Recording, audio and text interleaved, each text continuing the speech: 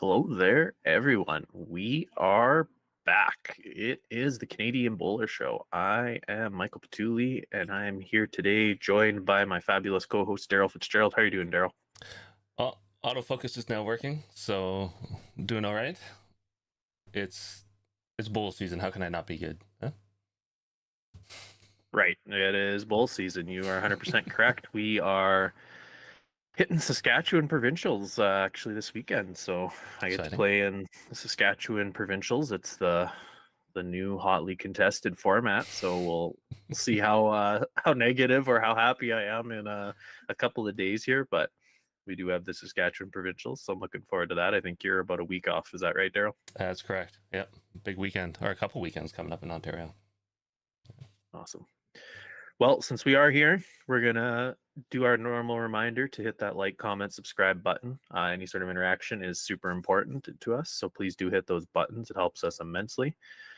We are on all major podcasting platforms. We're usually there within the week. If you're not able to catch us live, we are on YouTube same day, so you can catch us whenever you're able to. Please do hit those buttons if you can, because all the support does help us.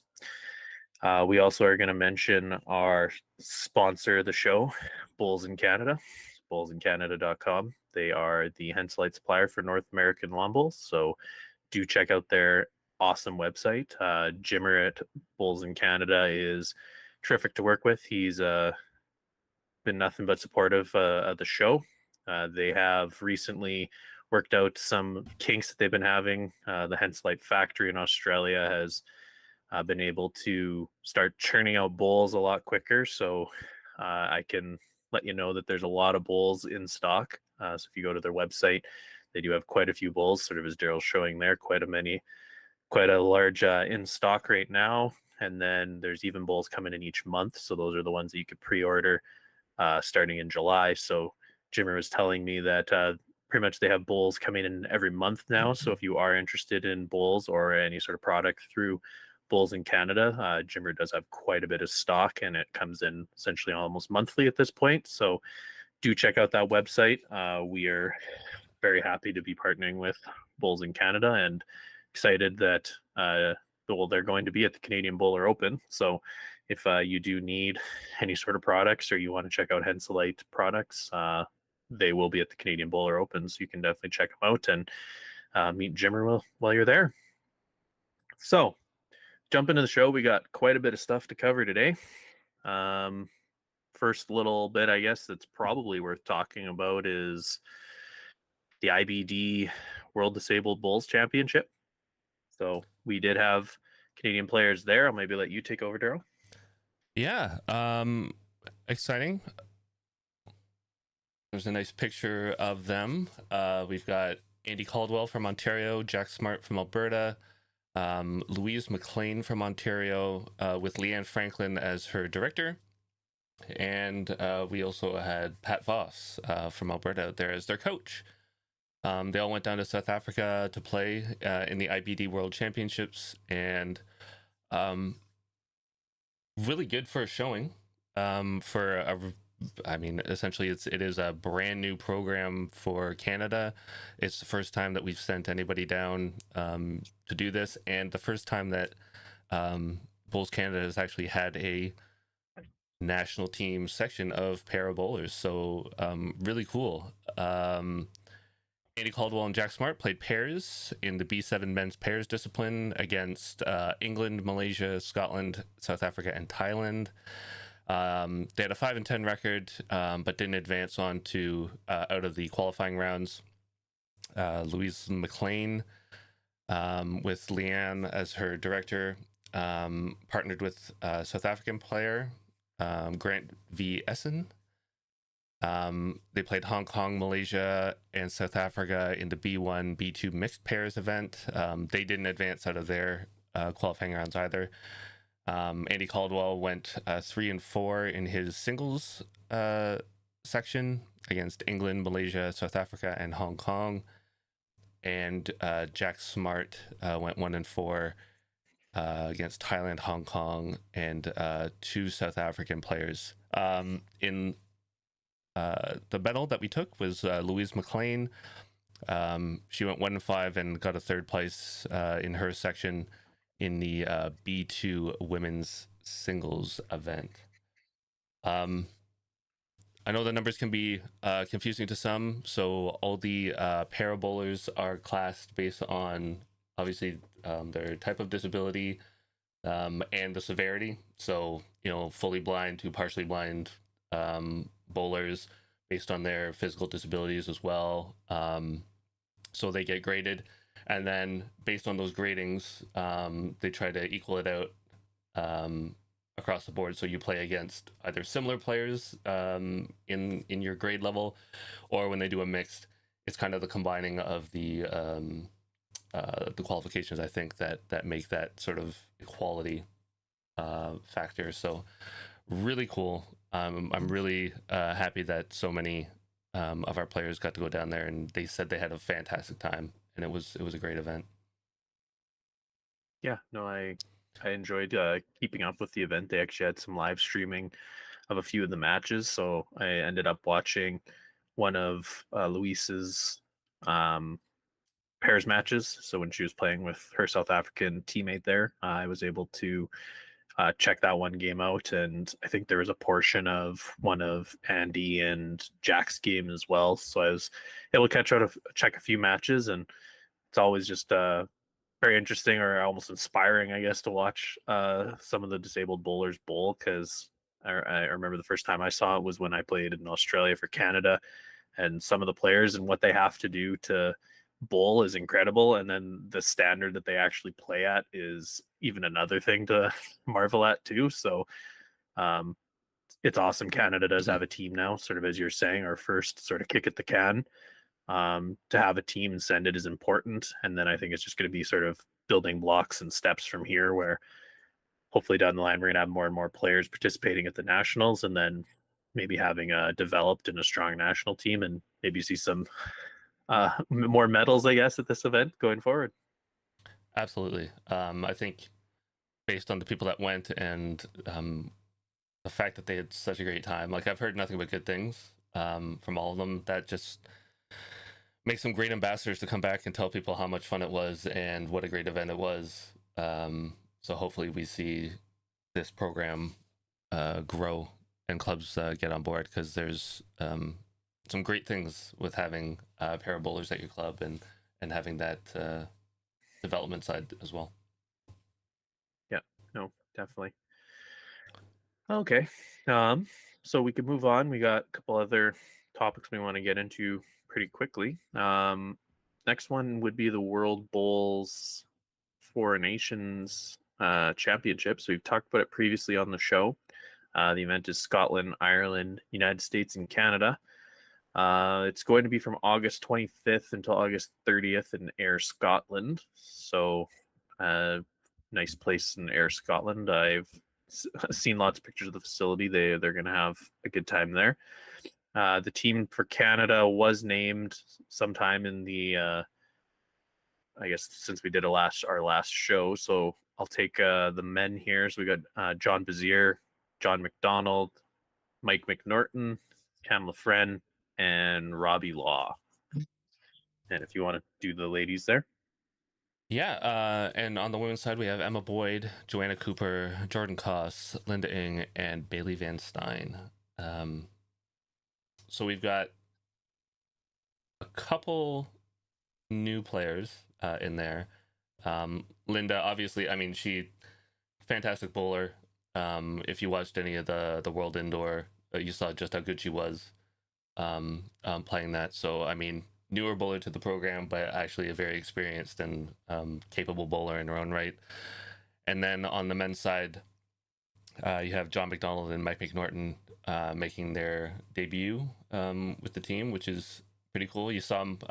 You probably saw Mike as well playing with Linda in the indoor, and he was very, very good over there. They came away with a mixed pairs medal, and Linda came away with the singles. And then John McDonald, great bowler out of Alberta. You've probably seen him holding up a few medals from Canadians.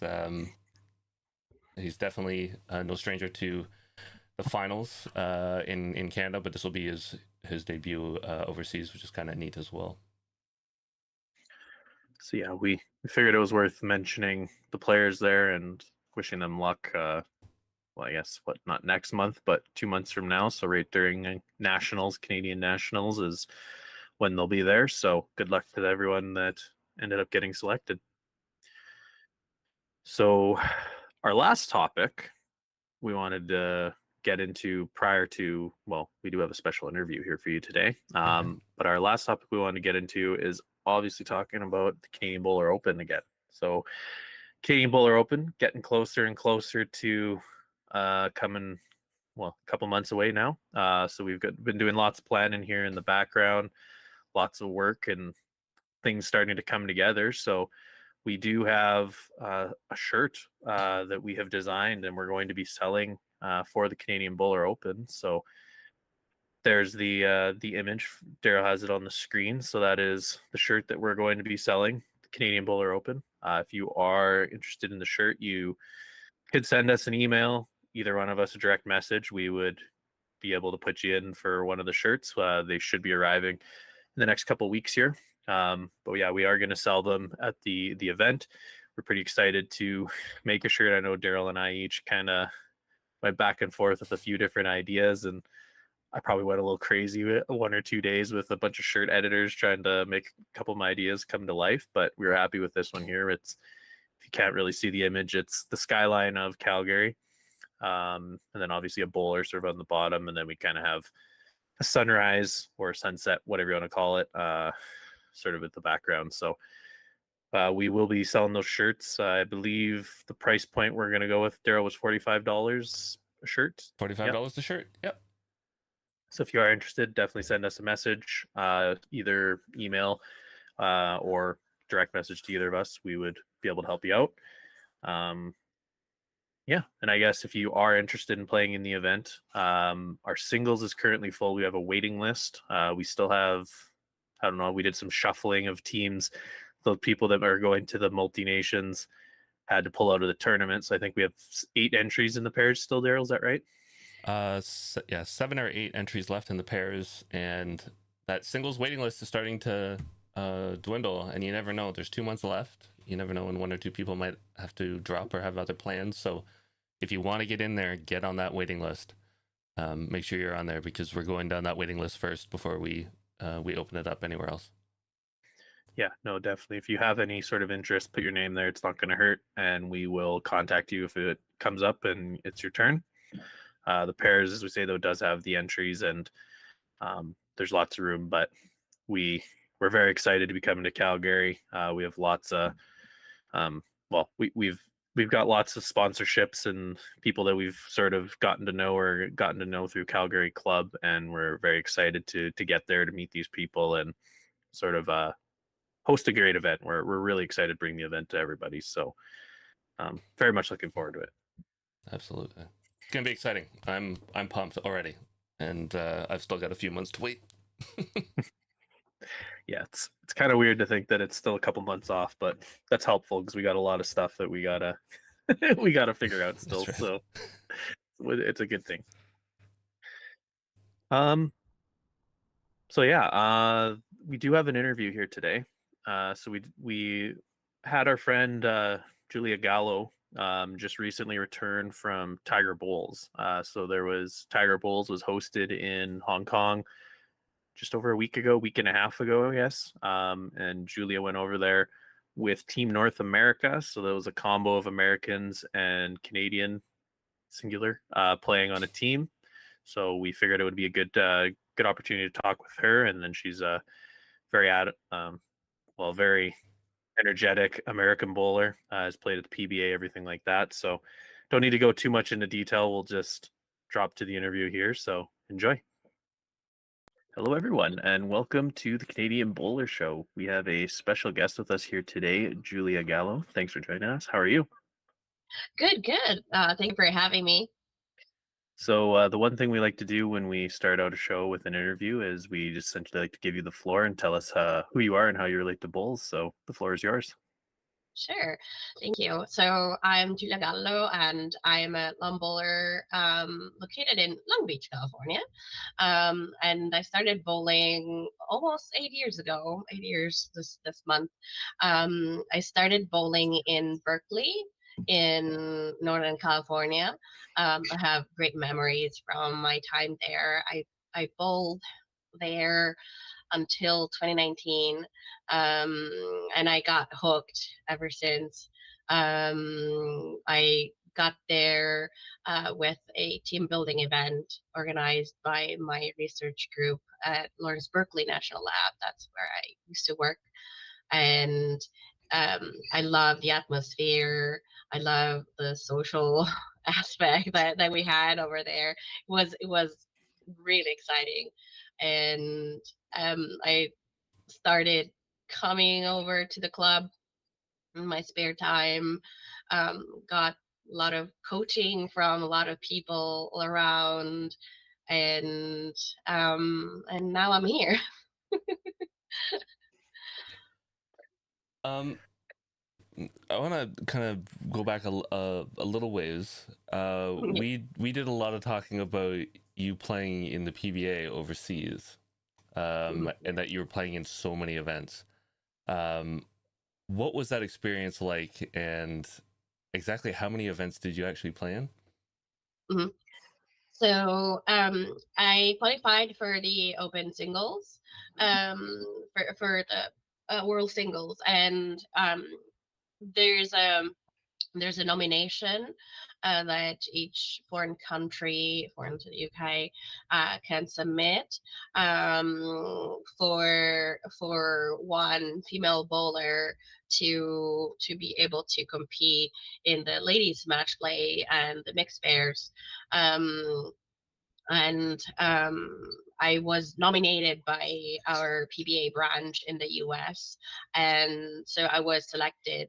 And there are many criterias behind the scenes, and so I played in the open singles and ladies match play and the mixed pairs. The mixed pairs event runs with a certain amount of ladies and men, and they're randomly drawn, the ladies, from the ladies match play pool. So I was randomly drawn with the most amazing Mark Dawes. So I played with him there. Yeah, I know. it's awesome. That was Daryl and I both like to see that we always pay attention to the North American players that end up ending over there. So we definitely were paying attention. I think we posted a short on our channel of the big drives you were throwing too. So it's pretty awesome to see the Canadians and Americans over there. So that was your one experience, but you do play PBA pretty predominantly in America. Is that a main part of your bowling calendar each year? Yeah, so I started bowling in PBA in 2019, and 2 years, yeah. So yeah, 2 years ago, I lost both the singles and the pairs final for Potters. So last year I was trying my best to qualify, and another big part of my bowls calendar, of course, is the Southwest Division tournament that we have and pretty much start in February and go. Southwest is one of the divisions of Bowls USA. I used to be part of PIMD, Pacific Intermountain Division, when I was in Berkeley. So California, since it's big, has two big divisions that make it up. And of course, I come also to Arizona, where I finally met you in person. And I enjoy also going abroad, like I just did to Hong Kong. So I love going around for bowls tournaments. So, for a little context for our listeners and our viewers, when Mike and I went down to play in the United States in Arizona, we actually had dinner with Giulia, and I know I got to meet her for the first time. I don't know if that was the first time you actually got to meet her as well, but that was fun, for sure. So you Yes. mentioned Tiger Bowls, and I Mhm. wanted to ask about that. Amazingly enough, both Mike and I have played in Tiger Bowls, but it's been a really long time since we. It's been a long time since Mike had played. What was your experience like going over to Hong Kong and China? So that was it's been my first time in Asia. I arrived there a few days before, and my co co teammate, Pat Binney, who is a Canadian bowler, and I had a little time to explore. So we went around Hong Kong and Macau. We packed a lot in 2 days.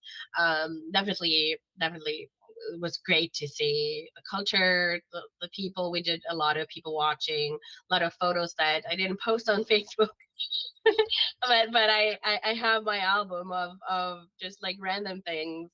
Um, the weather was, I was not expecting, I guess, to be that hot and humid. It's definitely a different weather than it is here in California.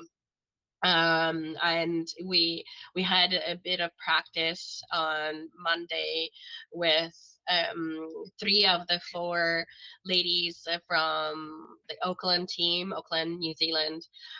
We went to the Hong Kong Football Club. Amazing facility.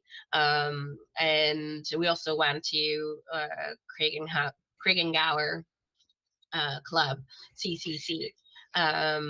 And yeah, hospitality was great.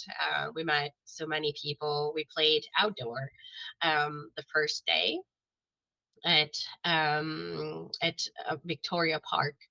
So it's a huge park in Hong Kong. And then the second day, the second and third day, we played indoor at Mei Fu, which is a private private facility, and it's indoor, gorgeous facility. I really enjoyed my time there, and it was a great experience. Like I loved my teammates. I went with Mare Beat. She's on Team USA. Pat Binney and Belle Tilton. We played together in the Southwest Open, this past Southwest Open. So we had fun. We had a great time together. That was a great experience.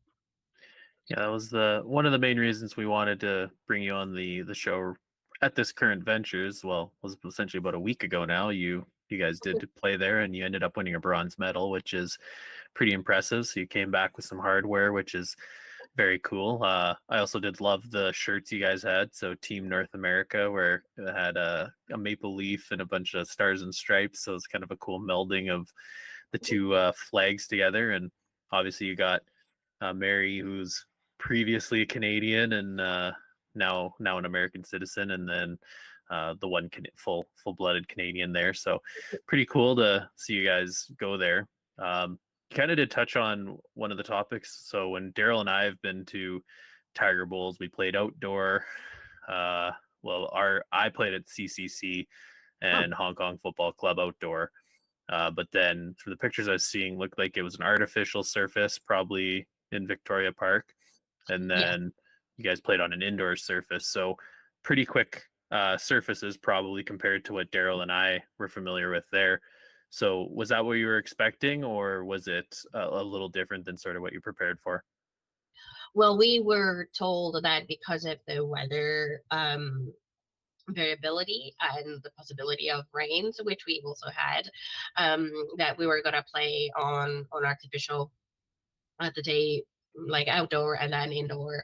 That these facilities had been rented out and they were ready for us. So we were expecting to play on carpet. We didn't know how fast or how the surface was gonna be, but I was expecting a good fast carpet, and it was interesting. Sometimes during the outdoor games, in front, to the right, of the green, there are many skyscrapers. Well, everywhere actually, and there's one skyscraper with the temperature. And sometimes the temperature was like 33 degrees Celsius, and I was like, oh my gosh, it was really hot. And the weather fluctuated a little bit that day, so we went from hot and humid, and then it rained a little bit, then we had a little bit of breeze and a little bit of sun, and then rain again. It was definitely one of the wildest weathers I've ever played in. Second to 2 years last year, the singles in Arizona, the day one, that we had a crazy wind that was moving everybody. It wasn't even moving me. It's just really difficult.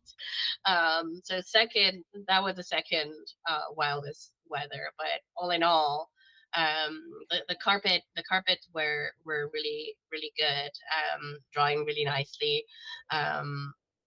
And indoor it was a very good, very nice and new facility. At least to me it looked new, so it was a great experience for that. So for your travel over to Tiger Bowls, how was the jet lag getting there and coming back? Well, going there, I think well, because we were traveling, we were sightseeing. I dragged Pat a few times to Starbucks and to other coffee places, so that I could coffee up all day, so I could last a little bit. Definitely, the experience was much better going there than coming back. I am still not recovered from the jet lag coming back, or actually, yeah, coming back in time and back home. Um, so I think it's a common thing when you go from, like, when you go east, I would say. Yes. As you probably can tell, I have a little bit of a sinus, so we also had that to help with our experience. The jet lag was not impacted. It didn't impact us when playing. We were okay by then, and we were joking at some point that by the time we left, we were perfect. Like, we were going to bed at 10. We were awake at 7 to get to breakfast, and we were totally fine all day. So it always happens. It sounds like it was a nice trip, because I know my nighttime life was a little more hectic in Hong Kong. I can personally say that a couple of the nights wasn't in bed by 10 o'clock, but I think a few of the people fall into that in Hong Kong, definitely.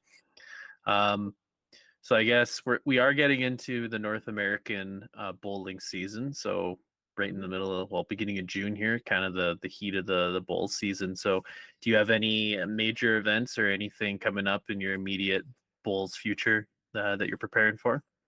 Yes, so tomorrow I start the US playdowns in the Southwest Division. So it's my first time um, playing this event, because I just recently became a US citizen. And so the winner so each division in the US has playdowns, and the winner of the playdowns for singles and pairs go to compete in the national championships. Probably you have the provincials instead of the playdowns divisions, based on your geography. And the Southwest Division, being the biggest division, has 2 entries for the nationals. We call them Stars and Stripes, and so there are 2 spots for singles, and of course 2 spots for pairs. And we have 13 players signed up. We play tomorrow and Sunday, 2 games per day. And then we're going to play again next Saturday, And depending on how it finishes, we may have to play on Sunday or not. Depends. But we got divided into these two groups. There is a little bit of seeding for the ladies. So the previous winners of last year, years before, ever since, they get seeded, so they don't play against each other. So they become the start and the stripe, and then the remaining players pick up a card and get assigned to these groups. And we play round robin within the group, and 21 points. And it's gonna be interesting because I've helped run the tournament. I've marked in the tournament, and now I'm on the playing side, so it's gonna be a little different. But I'm excited about the opportunity. It's been 8 years. I've waited so long. And they're gonna be in Newport Harbor, the ladies, whereas the men have a lot of entries. If you follow Bill Brault on Facebook, you'll see that he posted the 44 entries they have, and they're going to be here in Long Beach over tomorrow, Sunday, and Monday. So they changed the format to 3 days. And yeah, so I'm excited. This is one of the biggest events that I can play in now. So that, yeah. That's really cool that you finally get to play. I guess my next question is, why did it take so long? You said you had to be a citizen of the USA in order to play. What are your feelings on that? Well, so the timeline to become a citizen, it depends usually on your personal / professional background. In my case, I became a permanent resident in 2019. And when you want to become a U.S. citizen, you have few options. You can become a U.S. citizen by marrying through marriage, and so that the time that you have to wait to be a permanent resident, to have continuous residence and other things is 3 years. Or if you're like me and you're on your own, you have to wait for 5 years. And so that's how it took. And that's just to apply for the citizenship. So I applied in January, and I was very lucky to get through the process really, really quickly. And so I had to wait because the rules here in the U.S. That govern the laws that govern sport of bowls when it comes to national playdowns, playdowns and national championships, Team USA, and also some managerial positions. I don't want to speak out of turn, but I think that some managerial positions also require you to be a U.S. citizen. So that's how I had to wait. I helped my fellow ladies bowlers when I came down here to, like, I actually helped also the guys, like, marking and umpiring. Definitely, it's been a while. My feelings on this, well, I think that there is merit. I remember last year some people from a few divisions wanted to add the ability to permanent residents to be able to play in play downs slash national championships, and to make changes um, the policies and procedures. I know Canada follows Warbles. Warbles allows for 24 months of permanent residency, I believe. And so do you in other countries. Some other countries, like the US, are allowing only citizens.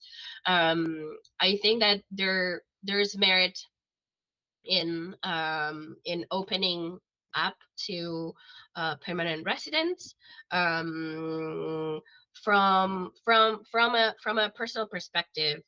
Um, I in my experience, I paid my taxes. I participated to, well, I didn't participate to the political scene because I couldn't vote, but I've been here for 10 years now. So there are people who have been in general here for longer than me, and where while they may not have all the rights that I have. For example, they can't do jury sorry, Jute. I know what I'm trying to say. Jury duty. Yeah, and speak English also. But they have contributed to the economy, through their taxes and paid into social security that other people can take. So I would imagine that if we want to grow the sport, and that probably would be a good opportunity to do so. One of the avenues, I'm not saying it's the only one, like one of the avenues would be to open to as many people as we can, and not have barriers to entry. Considering also that this sport is the epitome of no barriers, because I can get to play against like a little kid or someone who's my parents' age or my grandparents. It's the most beautiful thing. So embracing the ability to have a diverse um, population also is in the spirit of the US. But I understand also that there are traditions, and that things don't necessarily change in the way we want or in the speed that we want. And certain traditions are there to be kept and conserved, because they are the founding principles of some of our um, um, like events. And so I understand both.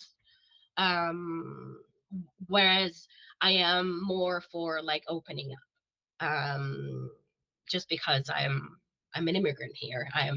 I've been embraced by the culture. I made my home the US. I've been welcomed, so I am open to welcoming anybody who wants to be part of this scene, and help out and be part of this. So that's how my feelings are. But I'm grateful. So for the opportunity.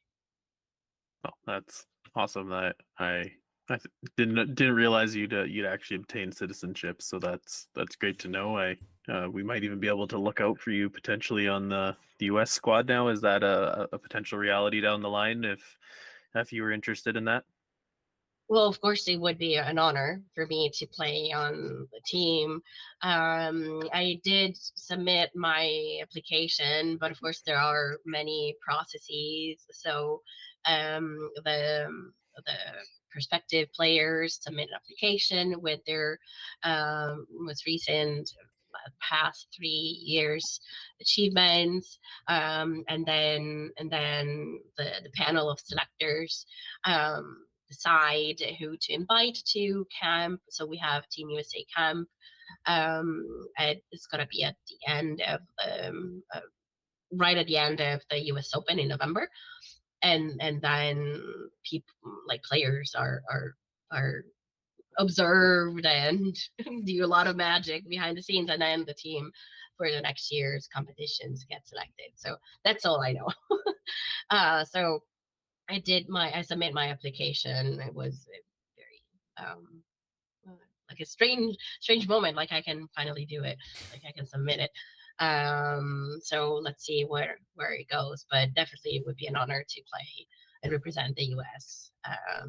So it was an honor for me when we held the U.S. Flag at Tiger Bowls, even though it should have been a mix of the two, but we had the U.S. Flag, so it was a proud moment for me, as it was a proud moment when I came out of the office, the office in NA with my certificate, which is right there. It's fantastic to hear that you're able to start taking advantage of all these opportunities that are out there in the U.S.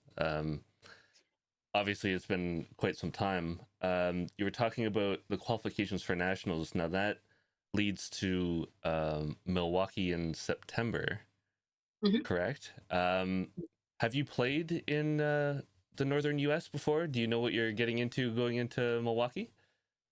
Yeah, so I've been to Milwaukee in 2021 for the Central Open tournament. It was my first tournament after pretty much beginning of COVID. I didn't play for a year and a half. And it had been a great experience. Central Open is a combination of events, and I played with Bob Schneider, Frankie Napoli, and Rob Benke. We actually won the tournament that year. And Bob Schneider is the greenskeeper factotum of the club. He takes great care of the green. He even taught me how to roll the green, which I adored. It was so great. I didn't really like mowing the green. Like, no, that was fair. very painful. Like, no, I can't do that. So the grass reminded me of the grass that you can find in the northern part of the U.S. So I've been to Seattle as well, and of course I played in PIMD for 4 years. So there's a difference. It feels a little bit more spongy, a little bit like slower than some of the greens in Arizona, for example. But pretty much it's in a beautiful place near the lake, and the people there are really welcoming. So it would be a great honor for me, of course, like to go and represent the Southwest and nationals there. So I hope that I'll be there to let you know the experience. That's awesome. No, we always like to chat with people from the USA about the nationals and the qualification and where it goes, because it's just a little different than the way that we do it, because we obviously have our provincial divisions, which are pretty straightforward because we live in those provinces, when you guys have obviously your divisions, which are, some of them are states and some of them cover vast areas across America. So it's just a little different way of doing it, but it's still a very nice format. So you're saying that you're playing in the singles. Are you able to play both singles and pairs, or do you have to pick one and then that's the one that you go for?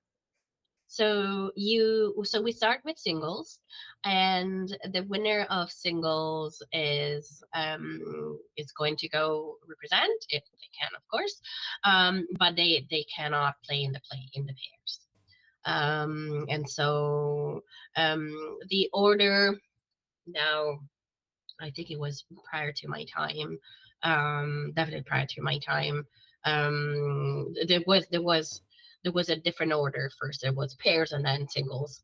And so the winner of pairs, in this case the ladies, so if I don't win the singles, I'm able to compete in the pairs, and in the men's section is the same.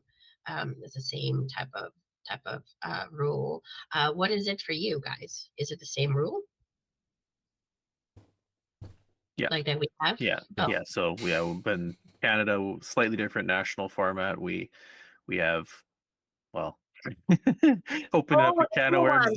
one. This year we have the whole new format of the 5. So Yeah. the Right. 5, but the 5 though is previous years you would have been correct where you'd be able to go through all the different events and try and qualify. So this year's a little bit different because we're just completely flipping things on its head. But yes, you're correct that you're able to play through them all. Okay. Since you've been bowling all over the place recently. You've gone to Potters, you've gone to Tiger Bowls. I'm curious about the U.S. I've heard other people say it, but is like Arizona the best place to bowl in the U.S., or is there some other place that you really enjoy playing in? Well, so I do love bowling in Arizona, and I do love the atmosphere in Arizona. Whenever I go there, I do love the high desert and the weather that we get. Um, Also, when I get to Arizona, I feel more at peace and less stressed out. I guess it's a California thing. I see their own like nodding. So I enjoy all that. I enjoy the fact that everything is really close to everything is really close. So all the clubs are close to one another, and I do love, of course, the surfaces that we play on. They really make, at least that's what I feel like, they make me feel like I can really ball and I can repeat the shots consistently um, and they're really well taken care of. Now I do also love bowling here in my home state, and I know, and there are um clubs here that are great. Laguna Beach, Long Beach, um Laguna Woods, our artificial carpet, um um Oaks North just remade their carpet. It's a beautiful facility. I love playing there. Um, I would say that depending on the event and depending on what you get to play, I think that Arizona is awesome also for the fact that you can have a big amount of people in all, the vicinity of all everybody. Whereas here in California, it's kind of like you can have a few clusters, especially at the U.S. Open. We had the men, not so close to the ladies, so we couldn't have mingling. I do feel like that there should be more of that. That's one of the good things about both bowls, that you can mix and match. You can go watch the guys, or the guys can go watch the ladies, and you can meet new friends. So I think that Arizona makes it easier. I did enjoy playing in Golden Gate Park. It's a beautiful place. It's where the San Francisco Lawn Bowling Club is located, and it's one magical place that you can see it from the road, and then you get in and you see these, the clubhouse, white clubhouse, beautiful. It's one of the oldest municipal uh, lawn bowling clubs, I think, in the U.S. um, and green manicured. Um, that's a great place to play. Of course, different speed, different grass. I enjoyed bowling in Santa Cruz. I also enjoy bowling in Florida. So it really depends. Uh, depends on you, what you want out of the experience. I do love competing, but I do also love seeing people and seeing new people. So I think that we should be more grateful and more thankful sometimes to the many volunteers that make the sport happen. I know sometimes I'm one of those, like, oh, the refs, kind of squirrely, but then I realize, well, thanks to them, I'm still here. So So I do love Arizona. I can say that it's my favorite place in the U.S. But I think that everybody should have the opportunity to bowl everywhere else, and hopefully one day I'll make it to the Northeast, because that's another great place to play. So I'll get there eventually. You've added a few new places to my my list I was of gonna say. bowls clubs I need to check out because my most recent trip I went to San Diego and I checked out the Balboa Park club that they have there, and that's obviously a really cool location because that's a pretty beautiful park. And so if you're saying there's one just by the Golden Gate, that might be another one I have to toss on the list if I ever end up in San Francisco. So Yeah. that's pretty helpful to know. But yeah, you pick out one of the main things I love about bowling is seeing the different places, and they all have kind of their own intricacies, and they're all and what they're really nice for. So you get to see the different people or different places. So it's very nice in that aspect. Was there anything else you really wanted to kind of cover here, Daryl? Um, I had a question going back to PBA, and how you play in a, not necessarily the ladies match play, but in the singles you play in a true kind of open format. Now, obviously, there's more men than women playing in it, but how was it mixing in that true open event? Well, so of course the qualifiers were held in San Jose, and we had two ladies. One was myself, and the other one was Rachel. So we had two entries, and it didn't feel any different from when I play my mixed tournaments here. And I think the same. I felt the same way when I played against David. Of course, like I mentioned in my interview when I was there, and on my paper interview, the fact that I didn't have much experience, of course, and I didn't know what to expect. Because one thing is like all the great coaching and help that I got and suggestions before going there than when you actually are there. So my game plan was, let's just play my outdoor game. That's all I know. And let's see how it goes, because it's such a different experience. When I played indoor in Hong Kong, it felt like I played before.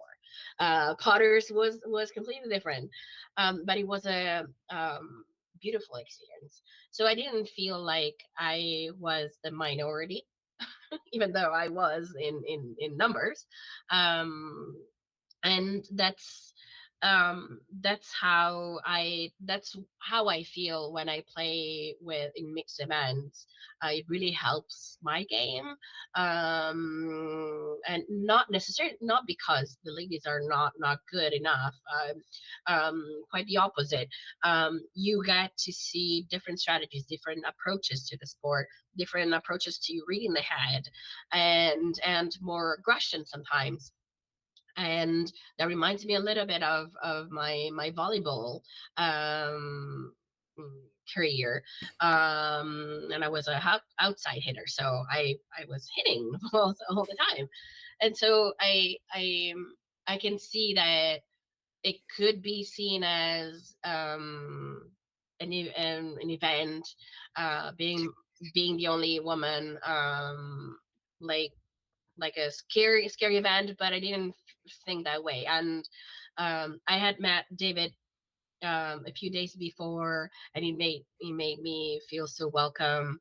And Mally, his friend, who was with him, we had a great time together. So I felt at home after a little bit. And of course, it was the greatest experience of my bowling career so far. So That's awesome. yes, I still have so many memories of the great time that I had there. Um, the people there, amazing. Uh, So you're saying that any ladies that are interested in playing in PBA, they should rush out and play in those PBA events. Is that correct? Yes, it is correct. I know that the UK brand also has qualifiers for the ladies match play, and they're looking to fill out the entry. So I hope that they'll be able to do that. I signed up for one of them in Cumbernauld. Probably I just butchered the name. It's in Scotland. I'm gonna go play there and see how the local scene is. It's gonna be pretty good and pretty competitive.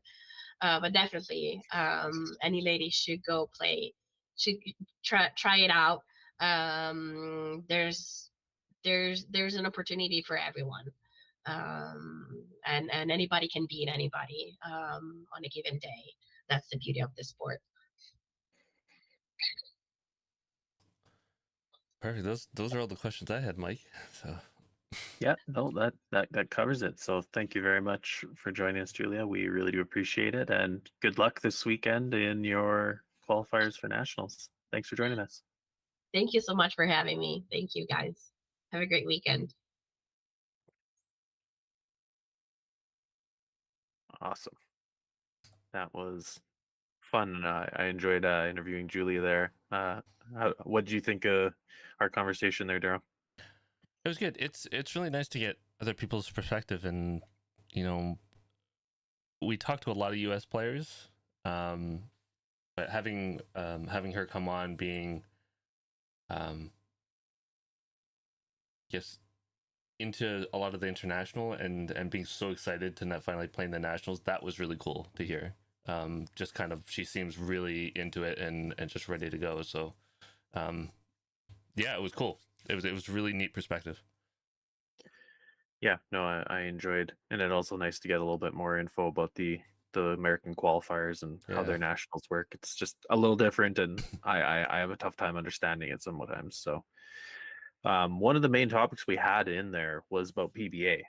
So, one thing that we're gonna say is PBA is running immediately before the Canadian Bowler Open. So, Correct. if that interview is inspiring you, you want to give yourself a shot at it. And if you're coming to the Canadian Bowler Open, come a day early and play in the PBA Scottish Open qualifier. So it is immediately before the Canadian Bowler Open in Calgary. So if you want to give it a try, definitely go to their Facebook page. So there is PBA Canada has a Facebook page and a website. Find the information there, and you would be able to register if you are interested in the event. So definitely check that out.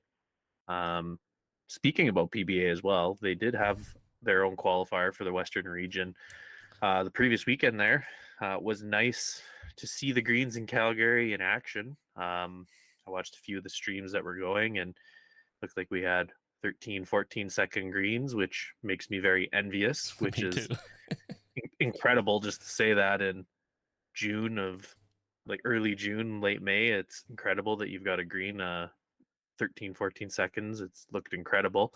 Um, Kenny Olsovic is a absolutely terrific greenskeeper, so I can't shout out to him enough. I'm sure we're going to be naming him. Well, hopefully we're going to be very happy with the greens when we get there. I can't say they looked absolutely incredible, so I'm very excited for when we get there.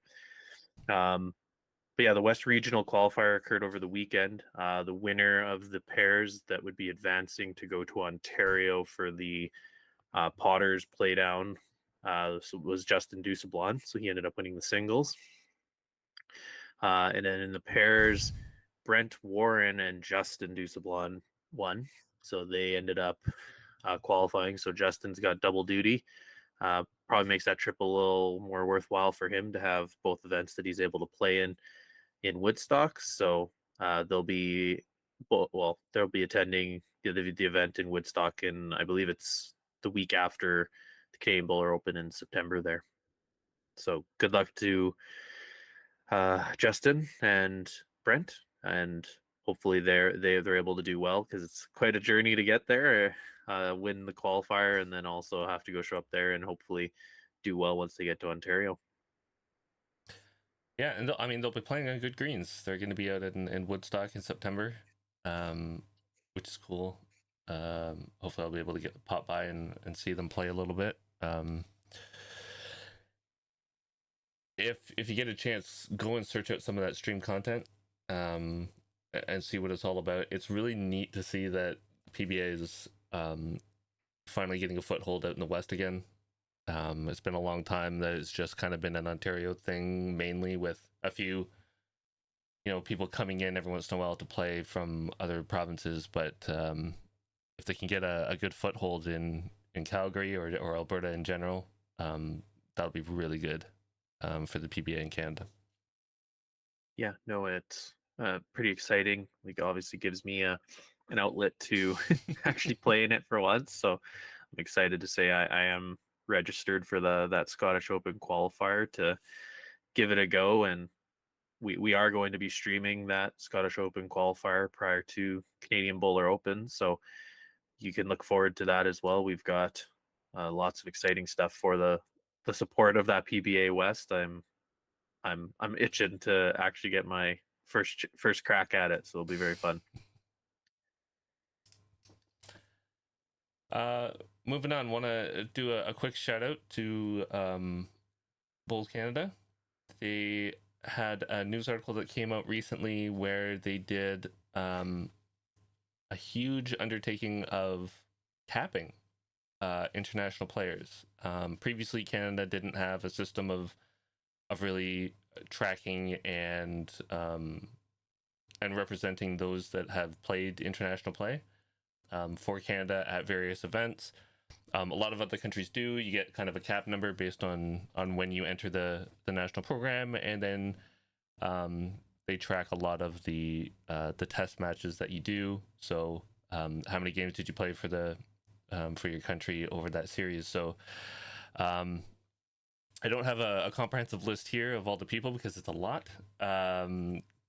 They do have a list of some of the top players as far as number of tests that they played, and you can go and check that out, bowlscanada.com. But it's really cool to see that they're actually going to be capping players, giving them numbers, kind of honoring the fact that they have played and how many times they played in things like Asia Pacific Championships, and Atlantic Championships, which don't really exist anymore, but they were a huge thing for qualifying for Worlds, Commonwealth Games, and World Bowls. And then they have a separate pair category, which is really neat. They capped the first three players for our para group, so that's really cool as well. Yeah, no, very cool update. The two washed up guys that you see here on camera, despite being on the national team, won't get a cap because neither of us made an appearance at any of those events. So True. I was kind of sad when I saw which events it was, because I didn't get to go to any of those events. But nonetheless, no fancy cap, no nothing for me. But very cool that they're honoring the people and the achievements and just the lifetime commitment, because there's lots of players on that list that played a lot of games for Canada, and I'm sure it's kind of a bit of an honor to have it recognized after the fact for a lot of those people, or even the people that are currently going, and then you realize how big of a contribution that they've actually made, or how much they've actually played for Canada. It's actually pretty staggering, some of the people. So yeah, very cool. I'm happy that they're doing it and they're going to keep it going forward. So the last sort of topic we wanted to go into is the indoor qualifier. So after lots of back and forth, didn't sound like there might not be. There is going to be an indoor qualifier. Canadian Indoor Qualifier has been renamed. So it is now the Canadian Indoor Qualifier. It is no longer the Canadian Indoor Championships. So that was a notable change. It's going to be taking place October the 15th to the 19th at the Pacific Indoor Bowls Club, PIBC, out in Vancouver. It is the premier indoor facility in Canada, so made sense. I know there was a little bit of up and down what was going to be happening with Bowls BC boycotting the Nationals. They pretty much in their one statement had said if no Nationals at all, so that probably included the indoor. I don't know if that's the motivation of the name change, where it's not a Canadian Championship anymore, or I don't know. But anyways, it's happening, so that's terrific to know. Looks like it's a little bit of a different format for how it's sort of each province is given their own amount of entries, and they fill those entries and kind of go from there. So it's going to be a little bit different, but I still think it's going to work the same way, where it's essentially you're qualifying and going to the international, the indoor championship if you do win. So very excited to see who ends up playing in that every year. It's a nice little event, sort of in that October range after our season's done. Yeah, it's good to see that it came. I know people were. I saw comments and posts on when is it going to be announced. I think initially the Ontario deadline for signing up was like beginning of June, like early June. I want to say like 5th, 6th, or something like that, and it hadn't been announced yet, or it was announced just before. So we definitely extended the deadline here, but it took a long time for it to be kind of negotiated and finally announced. But it's nice that it's happening, and we'll be interested to see who qualifies and who's going to be out there to play. Yeah, exactly. So I think that's all we sort of had planned, or we were going to talk about the Australian Open, I believe, weren't we, Daryl? Yeah, just like a quick, we want to do a quick shout out to the Australian Open. I'm going to pop this up here. It's happening right now. It's on the Gold Coast. You can really see some, and I'm not exaggerating, fantastic bowls being played. Great coverage, great commentary. I mean, shout out to Val Febo and Barry Lesser, two of the core people that are doing commentary. There's a bunch of others that pop in and do commentary as well, but they do a really great job. It's really interesting. The coverage is great. You see a diverse amount of players. Yesterday I was watching Ryan Bester's team play in the fours, and it was a great game, great match to watch. High quality bowls, great shots, great decision making. So if you can go check them out on YouTube. I think they got a little kick in the butt in Facebook coverage. Something happened where they're not streaming on there anymore. I mean, Facebook, and I'll be honest, when we've tried streaming on Facebook, we've been shut down a couple times where a little bit of music is playing in the background and Facebook doesn't like it. So go check them out on YouTube. Follow them on YouTube, Bowls Australia, and watch that coverage. It's fantastic. Yeah, no, it's always exciting to see the results. Like, we have a few Canadians there. You can sort of pay attention to Canadian results if you want to, because I believe friend of the show, John Siteman, is there like usual with his mom, Anne Marie. So I know they're playing. We obviously have Ryan down there. I think I saw Earl Luck from BC is also playing. And then obviously we're gonna have Kelly and Emma, and sort of just the normal players who do live down there. So pay attention to the results. I'm sure we're gonna have some good bowls to watch over the coming weeks. I don't think I think we might have forgot to get it, but I told you about the rematch when Ryan played the rematch of the World Bowls final, and I told Daryl about it. We were gonna have a replay, but I don't think he has it available. During Ryan's match, the rematch that he was playing, there was I don't know if we'll call it a streaker, but an intruder on the green, and it's a pretty funny video where the guy gets taken down pretty hard by the security. So I wanted to bring it up, but I didn't. Had a couple of stiff results, a few holes, and I might have it. Hold on. See if Daryl can get it going here. Oh, I do. He does. I do. Hold on. I'm going to just bring it up here.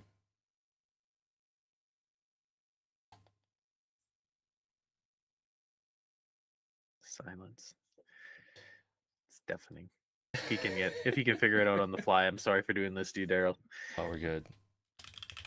2 seconds, and I should have it. Yeah, so Gary and Ryan were playing their game, and see if Daryl can get the screen a little bigger. We'll cover our faces here. I don't think it's showing on the actual stream, Daryl. Yeah, it is. Is it? Yeah, we're good. You sure? bit of theatrics off the rink. Yeah, we've got a there we go. spectator loving the action. I remember a few years ago, Val, we had a gentleman visit us from one of the local construction sites. And it is, well, he's tried to... I can do a quick replay of that. So, context. For Gary.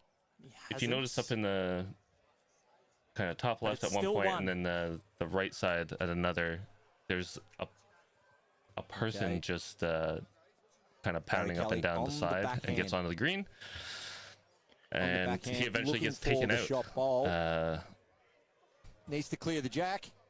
Gary Kelly, what a bowl. He's made 3. Unbelievable. He is back.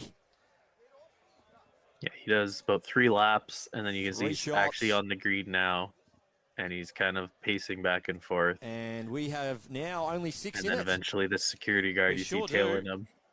And then This once it is goes back to the camera, it kind of gives you the long very view. You can close. see that he essentially gets slammed We've got onto the green someone by the wandering security in guard front of because the he's trying to go screen. towards the guys. He's- And then to prevent him from going towards the guys, you can quite see interesting. essentially right Bit here of they're theatrics talking, off the rink.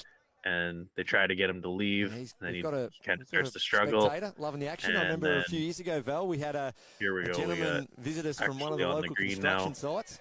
and there's the slam. And, It is, well, he's tried to come onto the rink, and So yeah, if it's, you're watching we that had game, that's a streaker little few bit years of ago a during the was that surprise that happens roughly 55 minutes into that game, but that is a good game between Ryan and Gary Kelly. If you want to go watch that one, that was a cool way to sort of start out the Australian Open. I enjoyed that streaming of it. It was a nice spectacle to honestly do and sort of bring it back together, to have both of them interested in their kits and everything like that. It was super cool. Yeah, when you told me that happened, I had to go back and watch it. I had watched bits and pieces of the game. I wasn't able to watch the whole thing, but I missed the best part. Like, I mean, forget the bowls. You want to see someone get tackled, right? So. Yeah, leave it to me to find someone getting beat up or tackled. It's just my niche apparently. So anyways though, I think that's all we wanted to bring up on the show. Is there anything else, Daryl, or are we good? No, that's good. Lots to cover. And again, if you're able to catch some of that Aussie Open on YouTube, fantastic stuff. And then don't forget, check out the Canadian Bowler Open and get signed up. We want you out in Calgary fighting for that big cash prize. Yeah, no, it's getting close. We got the belts, got them all shined up and ready to go. We're getting excited, and obviously we got those shirts available too. So if you do like those shirts, can send us any sort of orders you want, pre-orders before the actual event, but we're going to have them there for sale at the actual event. So very excited for that. If you are here, please do hit the like, comment, subscribe buttons. We appreciate all the sort of interactions we can get. So please do hit those buttons if you are here, because it helps us immensely. We are funneling all the money that we can get from YouTube into this tournament. So please do hit those buttons. It really is what we need to sort of keep this channel going forward and sort of have that event be as successful as we possibly can. Yeah, so thanks for joining us. Hopefully everyone's provincials go well. I imagine we'll be a few weeks in between shows here, just because Daryl and I are going to be bowling quite a bit here. So hopefully we can get some shows going soon and have some provincial results very soon for you. Thanks for joining us. And with that, may all your bowls be touchers.